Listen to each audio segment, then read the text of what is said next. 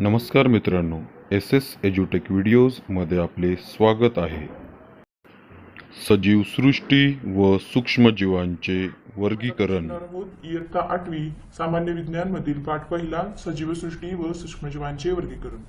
विद्यार्थ्यांनो, तुम्हाला जर या पाठाचे पूर्ण आकलन व्हावे असे वाटत असेल तर हा व्हिडिओ पूर्ण बघा आणि तसेच कमेंट करा, लाईक करा आणि सबस्क्राईब करा. तर आपण बघूयात आज या पाठामध्ये आपण काय काय शिकणार आहोत.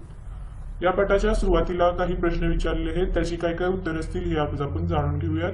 सुरुवातीला एक प्रश्न विचारलेला आहे, सजीवांच्या वर्गीकरणाचा पदानुक्रम कोणता आहे. आता आपण यामध्ये वर्गीकरणाचा पदानुक्रम म्हणजे काय हे बघूयात. तर सजीवांच्या मध्ये जे गुणधर्म असतात त्यामधील ठळक आणि मूलभूत जे काही साम्य व भेद असते त्याच्या आधारे त्यांचे काही असे ठळक गट तयार होतात, त्याला वर्गीकरणाचा पदानुक्रम असे म्हणतात. त्याची जर वर्गीकरणाचा पदानुक्रम आपण बघायला गेला तर त्यामध्ये सृष्टी, संघ, वर्ग, गण, कुल, जाती, प्रजाती असे त्याचे क्रम येत जातात. त्याचप्रमाणे इथं दुसरा प्रश्न विचारलेला आहे, ते म्हणजे सजीवांना नाव देण्याची जी काही द्विमान पद्धती होती ती कोणी शोधली. तर त्याचं उत्तर असं येईल की एक कार्ल लिनियस नावाचे एक शास्त्रज्ञ होते, त्यांनी ही पद्धती शोधली होती. तिसरा प्रश्न विचारलेला आहे की द्विमान पद्धतीने नाव लिहिताना कोणते पदानुक्रम विचारात घेतले जातात. तर जे काही द्विमान पद्धतीमध्ये आपण नाव लिहितो त्याच्यामध्ये कोणता पदानुक्रम येतो, तर त्याच्यामध्ये पहिला एक संज्ञा येते ती म्हणजे प्रजाती आणि दुसरी संज्ञा येते ती म्हणजे जाती. या तिन्ही प्रश्नांची उत्तर आपल्याला मिळालेली आहेत. आता आपण बघू या पाठात आपण काय काय शिकणार. सुरुवातीला आपण बघणार आहोत जैवविविधता व वर्गीकरणाची आवश्यकता, तसेच जैविक वर्गीकरणाची व्याख्या कोणती आहे. यामध्ये आपण शिकणार पंचसृष्टी वर्गीकरण पद्धत म्हणजेच 5 किंगडम क्लासिफिकेशन, त्याला इंग्लिशमध्ये 5 किंगडम क्लासिफिकेशन असे म्हणतात. त्याची जी काही उदाहरणं आहेत ती उदाहरणे आपण घेणार आहोत. दुसरा भाग आपण घेणार आहोत ते म्हणजे सूक्ष्मजीवांचे वर्गीकरण. यामध्ये आपण माहिती घेणार आहोत जीवाणू, आदिजीव, कवके, शैवाल, तसेच विषाणू म्हणजे काय. अशा प्रकारे या पाठामध्ये आपण या सगळ्या गोष्टींबद्दल माहिती घेणार आहोत. सुरुवात करूया जैवविविधता व वर्गीकरणाची आवश्यकता. Biodiversity and need of classification. आपण मागच्या इयत्तेमध्ये असं शिकलो की अनुकूलन म्हणजे काय. तर अनुकूलन म्हणजे काय, सजीव ज्या परिसरामध्ये राहतो त्या वातावरणाशी तसेच त्यासाठी त्याच्या शरीरामध्ये किंवा त्याच्या जीवन पद्धतीमध्ये जी काही बदल होतात त्या बदलाला आपण अनुकूलन असे म्हणतो. तर अन्नग्रहण, संरक्षण अशा विविध कारणांनी पृथ्वीवरील जे काही सजीव आहेत त्यांच्यामध्ये अनुकूलन झालेले आपल्याला आढळते. अनुकूलन साधताना एकाच जातीच्या सजीवातही विविध बदल झालेले असतात. त्याचप्रमाणे आपण जर बघायला गेलं तर 2011च्या जनगणनेनुसार पृथ्वीवरील जमीन आणि समुद्र यामधील सर्व सजीव मिळून सुमारे 87 दशलक्ष जाती ज्ञात आहेत. म्हणजे 87 दशलक्ष जाती ह्या आपण आतापर्यंत आपल्याला माहिती झालेल्या आहेत. एवढ्या प्रचंड संख्येने असणाऱ्या या सजीवांचा अभ्यास करण्यासाठी आपल्याला विविध अशा गटांमध्ये त्यांची विभागणी करायला हवी. म्हणजेच काय, सजीवातील जे काही साम्य व फरक लक्षात घेऊन त्यांचे जे काही गट आणि उपगट करण्यात आलेले आहेत. आता आपण इथे बघूया जैविक वर्गीकरणाची व्याख्या. सजीवांचे गट व उपगट बनविण्याच्या प्रक्रियेलाच जैविक वर्गीकरण असे म्हणतात. तुम्हाला ही व्याख्या परीक्षेमध्ये विचारली जाऊ शकते. जैविक वर्गीकरणाची व्याख्या कोणती म्हणलं तर तुम्हाला इथे उत्तर याचे सापडते. सजीवांचे गट आणि उपगट बनविण्याच्या प्रक्रियेला जैविक वर्गीकरण असे म्हणतात. रॉबर्ट हार्डिंग विटाकर हे अमेरिकन परिस्थितिकी तज्ञ म्हणजेच इकॉलॉजिस्ट होऊन गेले. त्यांनी इसवी सन 1969 मध्ये सजीवांची 5 गटामध्ये विभागणी केली. आपण बघूयात आता ती 5 गटामध्ये कोणती आणि कशा प्रकारे त्यांनी विभागणी केली. वर्गीकरणासाठी विटाकर यांनी पुढील निकष विचारात घेतले. पहिला येतो तो म्हणजे पेशीची जटिलता, कॉम्प्लेक्सिटी ऑफ सेल स्ट्रक्चर, म्हणजेच त्याच्यामध्ये येतात ते अधिकेंद्रकी व दृश्यकेंद्रकी. दुसरा भाग येतो तो म्हणजे सजीवांचा प्रकार म्हणजेच जटिलता, कॉम्प्लेक्सिटी ऑफ ऑर्गॅनिझम्स, त्यामध्ये येतात ते एकपेशीय किंवा बहुपेशीय. तिसरा पॉइंट होतो तो म्हणजे पोषणाचा प्रकार, मोड ऑफ न्यूट्रिशन, त्यामध्ये येतात वनस्पती, स्वयंपोषी, प्रकाश संश्लेषण, त्याचप्रमाणे कवके ते येतात परपोषी, मृतावशेषातून अन्न शोषण, आणि तिसरं येतात ते प्राणी म्हणजेच परपोषी भक्षण. चौथा पॉइंट येतो तो म्हणजे जीवन पद्धती, त्यांच्या लाईफस्टाईलनुसार उत्पादक ज्या काय आहेत त्या वनस्पती, भक्षक आहेत ते प्राणी आणि विघटक आहेत ती कवके. तसेच 5वा पॉईंट येतो तो वर्गानुषिक संबंध म्हणजे पॉलिजेनेटिक रिलेशनशिप. त्यामध्ये येतात ते आदिकेंद्रकी ते दृश्य केंद्रकी, तसेच एकपेशीय ते बहुपेशीय. इथं आपल्याला पंचसृष्टी वर्गीकरण पद्धत म्हणजेच त्याला इंग्लिशमध्ये आपण 5 किंगडम क्लासिफिकेशन असे म्हणतो. इथे आपण नीट समजावून घेऊ. सुरुवातीला इथं आपल्याला सजीवाचे 2 प्रकारांमध्ये वर्गीकरण झाले, एक आदिकेंद्रकी, दुसरं दृश्य केंद्रकी. आदिकेंद्रकीमध्ये पुन्हा एक प्रकार पडतो तो म्हणजे एकपेशीय, आणि एकपेशीय मध्ये उदाहरण येते ते म्हणजे सृष्टी 1 मध्ये मोनेरा. तसेच दृश्य केंद्रकीमध्ये 2 प्रकार पडतात, एकपेशीय, बहुपेशीय. एकपेशीय मध्ये सृष्टी 2 प्रोटिस्टा हा एक प्रकार येतो, तर बहुपेशीय मध्ये पुन्हा 3 प्रकारचे वर्गीकरण होते. त्यामध्ये सृष्टी 3 मध्ये येतात ते कवके म्हणजे ज्यांना पेशीभित्तिका असणार पण प्रकाश संश्लेषण करू शकत नाहीत. सृष्टी 4 मध्ये येतात त्या वनस्पती, त्यामध्ये पेशीभित्तिका असतात, प्रकाश संश्लेषण करू शकतात. आणि पेशी 5 मध्ये येतात ते प्राणी, त्यांना पेशीभित्तिका नसते. ही जी काही वर्गीकरणाची पद्धत आहे हिला पंचसृष्टी वर्गीकरण पद्धत असे म्हणतात. यासाठी त्यांनी 5 ही जी काही 5 पॉइंट आहेत ते विचारात घेतलेले आहेत. याच्यानुसार ही पंचसृष्टी वर्गीकरणाची पद्धत म्हणजेच 5 किंगडम क्लासिफिकेशन प्रोसेस असे याला म्हणतात. ही रॉबर्ट हार्डिंग पिटाकर यांनी सुरुवात केलेली आहे. पुढे आता आपण एक एक पॉइंट बघत जाऊया. तो म्हणजे पहिलं आपल्याला उदाहरण दिसतं ते कोणतं, तर आदिकेंद्रकीमधील एकपेशीय आणि एकपेशीयमध्ये सृष्टी 1 मोनेरा. तर बघूयात आपण मोनेरा म्हणजे काय, नक्की काय असतं ते. सृष्टी 1 मोनेरा. इथे आपल्याला एक कृती करून बघायची आहे. एक स्वच्छ काचपट्टीवर दही किंवा ताकाचा अगदी लहान थेंब घ्या, त्यात थोडे पाणी मिसळून विरलन करा, त्यावर अलगद आच्छादन काच ठेवा. सूक्ष्मदर्शिकाखाली काचपट्टीचे निरीक्षण करा, आपल्याला काय दिसते असे विचारलेले आहे. तर यामध्ये आपल्याला हालचाल करणारे अगदी लहान लहान असे काडीसारखे सूक्ष्मजीव दिसतात. मोनेरा या सृष्टीत सर्व प्रकारच्या जीवाणूंचा व नीलहरित शैवालांचा समावेश होतो. इथं त्यांची विविध अशी मोनेरा सृष्टीतील विविध जे काही सजीव असतात यांचे इथं चित्र दाखवलेले आहे. वेगवेगळ्या प्रकारचे इथं सजीव आपल्याला दिसतात. या प्रकारामधले त्यांची नावं देखील आपल्याला खाली दिलेली आहेत इंग्लिशमध्ये. वेगवेगळ्या आकाराचे तसेच वेगवेगळ्या प्रकाराचे मोनेरा या सृष्टीतील सजीव आपल्याला दाखवलेले आहेत. त्यांची जी काही लक्षणे आहेत ती आपण बघूया. त्यांच्यातलं पहिलं लक्षण येतं ते म्हणजे हे जे काही सर्व सजीव आहेत हे सर्व सजीव एकपेशीय आहेत, म्हणजेच एकपेशीय असतात. तसेच ते स्वयंपोषी असतात किंवा परपोषी देखील असतात. हे आदिकेंद्रके असून पटलबद्ध केंद्रक किंवा पेशी अंगके त्यांना नसतात. ही जी काय आहेत ही सर्व त्यांची लक्षणे दिलेली आहेत. दुसरं उदाहरण आपण बघूयात ते म्हणजे सृष्टी 2 प्रोटिस्टा. यामध्ये देखील आपल्याला एक अजून कृती करून बघायची आहे. ती म्हणजे डबक्यातील एखाद्या पाण्याचा थेंब घेऊन काचपट्टीवर ठेवायचा आणि सूक्ष्मदर्शिकाखाली त्याचे निरीक्षण करा असे त्यांनी सांगितले आहे. आणि निरीक्षण केल्यानंतर आपल्याला काय दिसते असे विचारले आहे. तर त्यामध्ये आपल्याला काही नियमित आकाराचे सूक्ष्मजीव हालचाल करताना दिसतील असे देखील सांगितलेले आहे. हे सजीव म्हणजेच काय असेल तर अमिबा. अमिबा हा एकपेशीय सजीव आहे.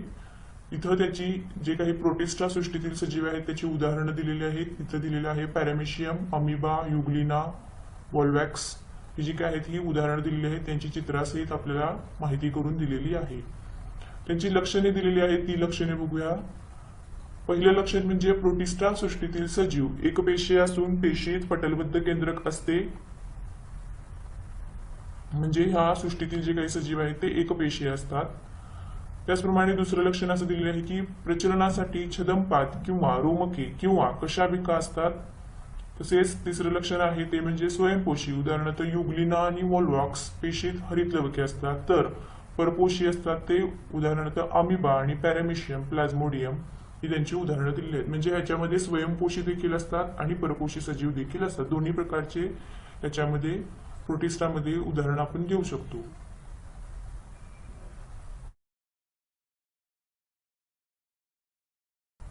सृष्टी 3 मध्ये उदाहरण आपल्याला घेता येतील ते म्हणजे कवके, त्याला इंग्लिशमध्ये आपण फंगी असं म्हणतो. इथं त्याचं आपल्याला उदाहरण दिलेले आहे बुरशी. बुरशीच्या या ज्या चित्रामध्ये आपल्याला माहिती दिली आहे इथे आपल्याला दाखवले आहे ह्याला मुलहाब असं म्हणतात. तसेच भूस्तरिका, तसेच स्तिपिका, बीजाणुधणी, इथं आपल्याला वेगवेगळ्या नावं दाखवलेली आहेत, स्तंभिका. इथं देखील आपल्याला त्यांनी एक छोटासा प्रयोग करून बघायला सांगितलेला आहे, तो म्हणजे पावाचा किंवा भाकरीचा तुकडा थोडासा ओलसर करून एका डब्यामध्ये ठेवून द्यायचा आहे आणि त्याला झाकण लावायचे आहे.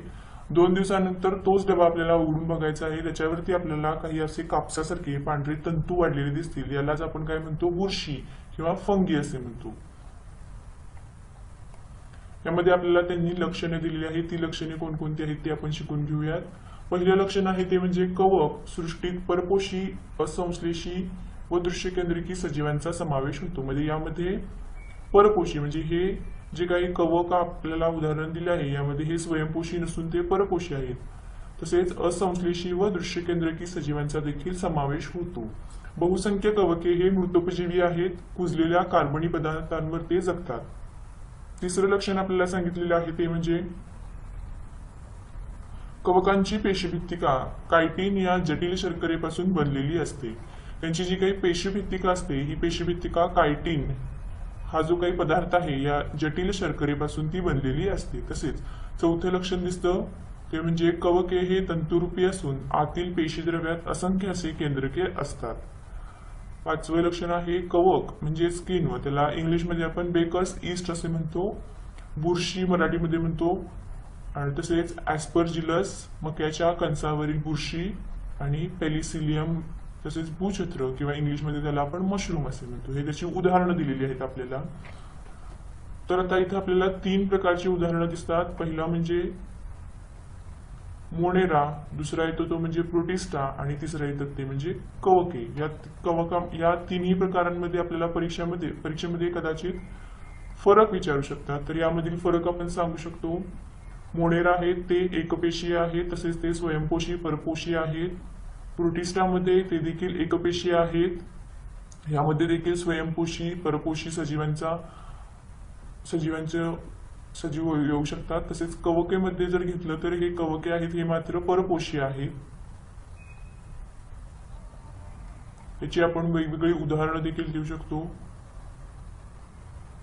मोनेरामध्ये इथे जे आपल्याला दिसतात याची ही उदाहरणं देऊ शकतो. प्रोटिस्टामध्ये आपण पॅरेशियम, अमिबा, युग्लिना यासारखी उदाहरणं देऊ शकतो. तर कवकेमध्ये आपण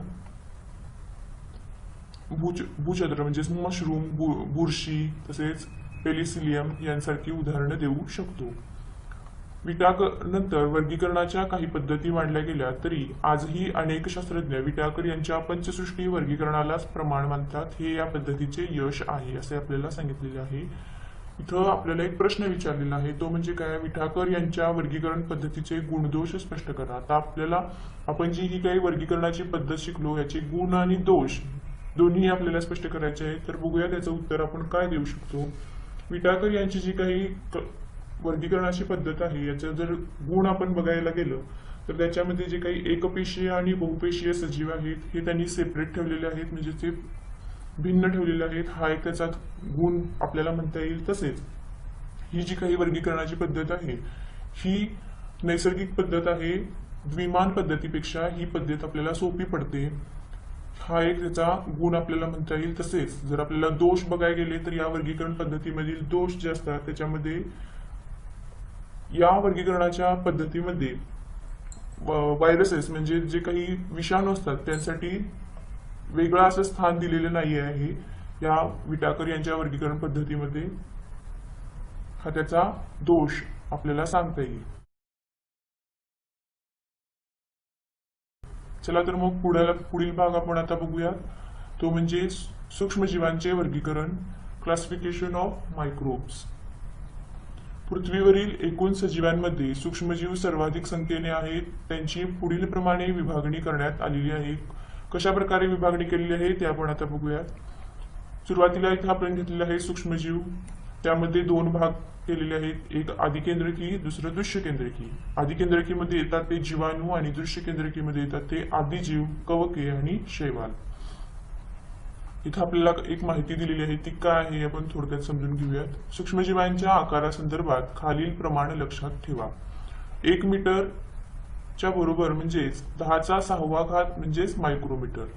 म्हणजे 1 मीटरच्या बरोबर 10चा जो 6वा घात असतो त्याला 1 मायक्रोमीटर असे म्हणतात. 1 metre is equal to 10⁹ nanometre, म्हणजेच 1 मीटरचा 10चा 9वा घात हा त्याचा नॅनोमीटर असतो. त्याचं आपल्याला एक इथं दिसतं. अशा पद्धतीने आपण मायक्रोमीटर आणि या पद्धतीने आपण नॅनोमीटर असे दर्शवतो. हे जे काही प्रमाण आहे हे आपण लक्षात ठेवायचे आहे. आता बघूयात सूक्ष्मजीवांच्या वर्गीकरणामधील पहिला भाग येतो तो म्हणजे आदिकेंद्रकी. त्याचा उदाहरणामध्ये येतात ते जीवाणू. जीवाणूंच्या मध्ये इंग्लिशमध्ये आपण म्हणतो बॅक्टेरिया. त्याचा जो काही आकार असतो तो 1 मायक्रोमीटर ते 10 मायक्रोमीटर पर्यंतचा असतो. हे त्याचं जे काही एकक आहे या पद्धतीने मायक्रोमीटर असे लिहितात, तर NM या पद्धतीने नॅनोमीटर असे लिहितात. यामध्ये पहिला आपल्याला पॉइंट दिलेला आहे तो म्हणजे एकच पेशी स्वतंत्र सजीव म्हणून जगते. काही वेळा बरेच जीवाणू एकत्र येऊन वसाहती म्हणजे कॉलनीज बनवतात. जीवाणूंच्या मध्ये कसं असतं तर जी काही पेशी असते ती पेशी स्वतंत्र सजीव म्हणून जगत असते, परंतु काही वेळेला बरेच असे जीवाणू एकत्र येतात आणि वसाहती बनवून त्या राहतात. दुसरा पॉइंट आपल्याला दिसतो तो म्हणजे जीवाणू पेशी आदिकेंद्रकी असते, तसेच पेशीत केंद्रके व पटलयुक्त अंगके नसतात. पेशीपत्तिका मात्र असते. प्रजनन हे बहुधा द्विखंडी भवनाने म्हणजेच एका पेशीचे 2 भाग होतात त्या पद्धतीने या जीवाणूंचे प्रजनन होत असते. आणि तिसरा मुद्दा दिलेला आहे तो म्हणजे अनुकूल परिस्थिती जीवाणू प्रचंड वेगाने वाढतात व 20 मिनिटात संख्येने दुप्पट होऊ शकतात. म्हणजे जर तशी अनुकूल परिस्थिती असेल तर जीवाणूंची वाढ ही प्रचंड वेगाने होते आणि 20 मिनिटातच त्यांची संख्या जी आहे ती दुप्पट होते. इथं आपल्याला काही जीवाणूंची उदाहरणं दिलेली आहेत आणि त्यांचे आकार देखील दाखवले आहेत. गोलाणू, तसेच दंडगोलाणू, दंडाणू, स्वल्पविरामकृती, सर्पिलाकार, हे जे काही आहेत हे जीवाणूंचे वेगवेगळे आकार दिलेले आहेत आपल्याला. पुढील भाग येतो तो म्हणजे आदिजीव. आदिजीव आपल्याला येतात ते म्हणजे दृश्य केंद्रिकेमधील पहिल्या वर्गीकरणाचा भाग येतो तो आदिजीव. आदिजीव ह्यांचा आकार असतो सुमारे 200 मायक्रोमीटर. याबद्दल आपण आता माहिती बघूया. आदिजीव ह्या जे काय असतात हे माती, गोडे पाणी व समुद्र यामध्ये आढळतात. काही इतर सजीवांच्या शरीरात राहतात व रोगास कारणीभूत ठरतात. हे जे काही आदिजीव आहेत हे सजीवांच्या शरीरामध्ये सुद्धा राहतात आणि त्यामुळे ते रोगास कारणीभूत ठरतात. तसेच दुसरा मुद्दा दाखवलेला आहे आपल्याला तो म्हणजे दृश्यकेंद्रकी पेशी आढळणारे एकपेशीय सजीव आहेत. एकपेशीय सजीवांमध्ये आपल्याला माहितीच आहे की पॅरामेशियम आणि अँटॅमिबा हे त्याचे उदाहरणं आहेत. प्रोटोझोआच्या पेशी रचना, हालचालीचे अवयव तसेच पोषण पद्धती यात विविध आढळते. हा त्याचा तिसरा मुद्दा दाखवलेला आहे. म्हणजे हे जे काही आदिजीव आहेत यांच्यामधील पेशी रचना तसेच त्यांची जी काही हालचालीसाठीचे जे अवयव आहेत ते अवयव तसेच त्यांची पोषण पद्धती यामध्ये वेगवेगळेपणा आपल्याला जाणवतो. आणि तिसरा मुद्दा दिलेला आहे तो म्हणजे प्रजनन हे द्विखंडन पद्धतीने होते. त्याची उदाहरणं दिलेली आहेत ती म्हणजे अमिबा, पॅरामेशियम हे जे आहेत हे गढूळ पाण्यात आढळतात आणि स्वतंत्र जीवन जगतात. तसेच अँटॅमिबा आणि हिस्टोलिटिका हे आहेत हे अमांश होण्यासाठी कारणीभूत असतात. आणि प्लाझ्मोडियम वायवॅक्स म्हणजेच मलेरिया, हिवताप होण्यासाठी कारणीभूत असतात. हा जो आहे प्लाझ्मोडियम वायवॅक्स हा आदिजीव आहे. हा रोगासाठी कारणीभूत ठरतो आणि तो आजार जेव्हा रोग आहे त्याला आपण मलेरिया किंवा हिवताप असे म्हणतो. त्यासाठी तो हा जो काही आदिजीव आहे हा कारणीभूत ठरतो. तसेच युग्लिना हे स्वयंपोषी एक उदाहरण आपल्याला दिलेले आहे.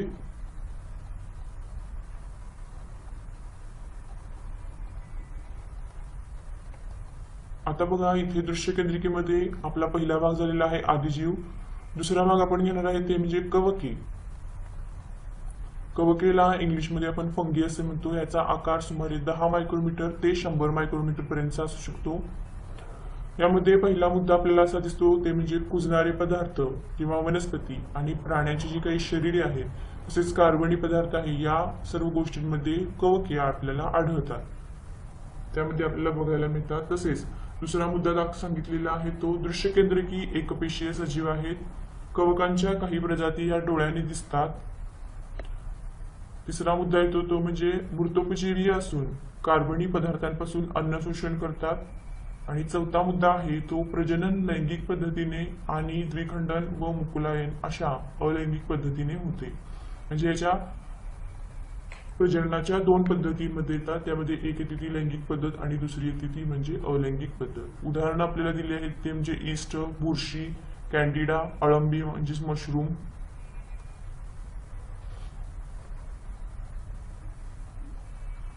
तिसरा भाग येतो दृश्य केंद्रकीमध्ये, तो म्हणजे आकार आपल्याला दिलेला आहे तो 10 मायक्रोमीटर ते 100 मायक्रोमीटर पर्यंत आकार आपल्याला दिलेला आहे. याचं पहिलं लक्षण दिलेलं आहे ते म्हणजे हे पाण्यात वाढतात. दुसरं लक्षण दाखवलेलं आहे आपले ते दृश्य केंद्रकी एकपेशीय आणि स्वयंपोषी सजीव असतात.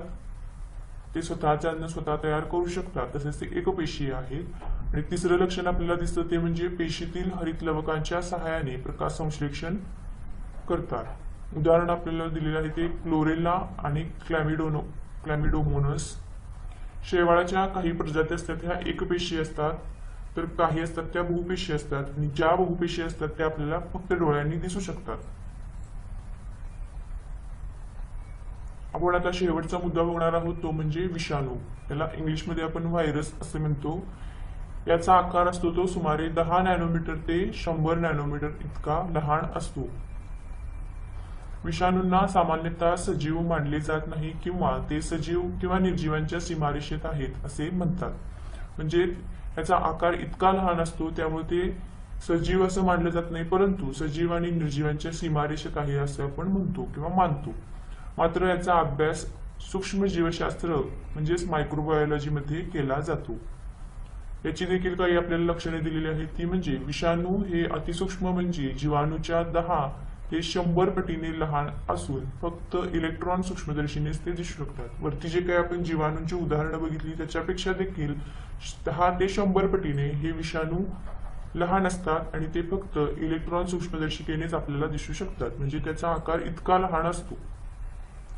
दुसरा मुद्दा आपल्याला सांगितलेला आहे तो म्हणजे स्वतंत्र कणांच्या रूपाने आढळतात. तसेच विषाणू म्हणजे डीएनए म्हणजेच रायबोन्यूक्लिक आम्ल पासून बनलेला लांबलचक रेणू असून त्याला प्रथिनांचे आवरण असते. म्हणजेच हे जे काही विषाणू असतात हे स्वतंत्र कणांच्या रूपात आपल्याला आढळतात आणि म्हणजेच डीएनए आणि आरएनए यांच्यापासून जो काही लांबलचक रेणू बनलेला असतो त्याला आणि त्याच्यावरती प्रथिनांचे आवरण असते. चौथं लक्षण आपल्याला इथं दिसतं. तिसरं लक्षण दिसतं ते म्हणजे वनस्पती आणि प्राण्यांच्या जिवंत पेशीतच ते राहू शकतात व या पेशींच्या मदतीने विषाणू स्वतःची प्रथिने बनवतात व स्वतःच्या असंख्य प्रतिकृती निर्माण करतात. त्यानंतर यजमान पेशींना नष्ट करून या प्रतिकृती मुक्त होतात व मुक्त विषाणू पुन्हा नव्या पेशींना संसर्ग करतात. याचा अर्थ आपण समजावून घेऊयात. वनस्पती किंवा प्राणी यांच्या हे काही जिवंत पेशीमध्येच त्या राहू शकतात. या पेशीच्या मदतीने विषाणू हे स्वतःचे प्रथिने बनवतात आणि आपल्यासारख्याच प्रतिकृती असंख्य अशा प्रतिकृती तयार करतात. जेव्हा आपल्यासारख्याच प्रतिकृती तयार होतात तेव्हा ज्या काही यजमान पेशी असतात त्या नष्ट करतात आणि आपल्या ज्या काही प्रतिकृती असतात त्या मुक्त होतात आणि ह्या मुक्त झालेले विषाणू हे पुन्हा नव्या पेशींना संसर्ग करतात. म्हणजे यांची वाढ जी काय आहे, प्रजनन जे काय आहे या पद्धतीने होते. चौथा पॉइंट आपल्याला येतो तो म्हणजे विषाणूंमुळे वनस्पती आणि प्राण्यांना विविध रोग होतात. विषाणू हे विविध रोगांसाठी कारणीभूत आहेत. इथं आपल्याला सूक्ष्मजीव म्हणजे काही विषाणूंची नावं दिलेली आहेत. टोमॅटो विल्ट विषाणू नाव दिलेलं आहे आपल्याला. तसेच क्लोरेला हे उदाहरण दिलेलं आहे शैवाळाचे.